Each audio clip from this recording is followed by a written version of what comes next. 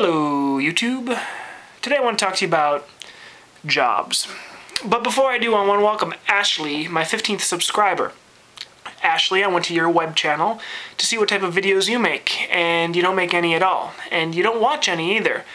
However, you did put a link in your sidebar to an adult website. So welcome Ashley, 15th subscriber, third porn solicitation, to the channel.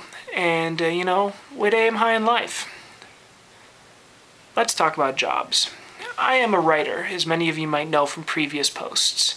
And it's been hard. The economy has been down, and, there was a writer's strike, and I'm not a very good writer, so you put the three together, and you end up with a guy making videos in his room. You also end up with a guy trying to make a lot of interviews. And when you go into interviews, there's some good questions they ask, and there's some bad questions they ask. They ask, can you spell? That's a good question. Do you know how to use a Mac or a PC? Yeah, that's a good question. Are you a legal immigrant? But then they also ask some really bad questions too. And one of the big bad questions that they ask is, what is your greatest weakness? As though you're going to blurt out, oh, I'm an alcoholic and I like killing my boss! No. What happens is that everyone ends up lying to each other, right?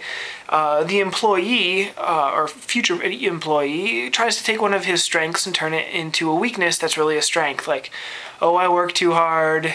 Oh, sometimes I care too much. Things like that.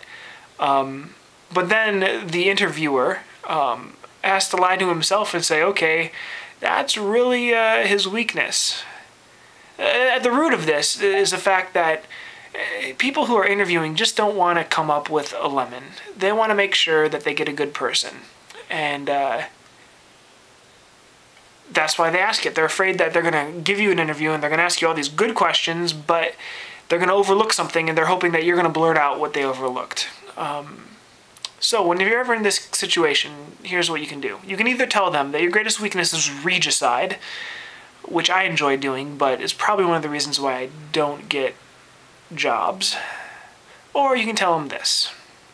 Look, I understand that you are concerned about weaknesses in your employees or overlooking something that may, in the future, hinder work production, but I can guarantee you that there is no such thing in my life. And while every man has their strengths and weaknesses, I can promise you that I'm going to be an excellent employee, or employer.